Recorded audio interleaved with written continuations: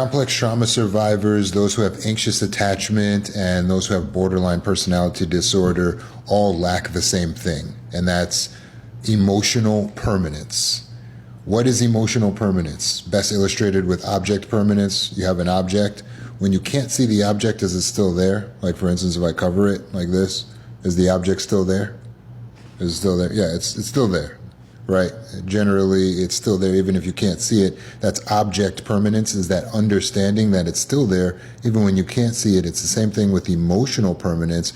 When you have an emotion, such as you have a family member or a friend that cares for you, even when they're not texting you and they're not calling you, you still recognize that they still care for you.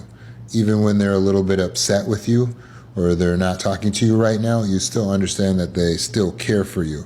So despite the fact that the vibe can seem to change based on the circumstances changing, there's a permanence to how they feel in your mind that is object permanence, and it's what you lack when you have borderline or complex trauma or anxious attachment. Likewise, you lack permanence of your own emotions. So it doesn't occur to you that you can just be happy, and despite the fact that things are going to happen throughout the day that are unpleasant, like you stubbing your toe, or you getting into a car accident, or the restaurant not having your favorite dish, you can still have that same happiness even though there's a moment of frustration, a moment of even anger, or a moment of sadness. But the happiness is still there. You can still basically be a happy person. You don't have to say today is a bad day just because you're having a bad moment or a bad few hours. So we have to learn to put permanence on our emotions and then the emotions of others, particularly the positive ones. What's really happening for those who seem to lack this object permanence is that they identify with what is negative or detrimental, but they don't identify with the emotions that are beneficial. The beneficial emotions is believing that our spouse loves us even when our spouse is mad at us. Believing that our family loves us even if our family hasn't reached out in a while. That's beneficial object permanence, because I'm choosing to believe that the way they feel is beneficial to me. It won't be it would be detrimental for me to believe that they don't like me or they don't love me. No matter how it is they happen to be acting. It's also detrimental to believe that you are a chronically sad person, you are not happy, you are not worthy. Like your own feelings, you have to choose to believe you're worthy, choose to believe you're lovable, choose to believe you're happy, choose to be happy. And it's there, that is the precipice on which you can actually be that happy person. It is by making the choice to be that happy person.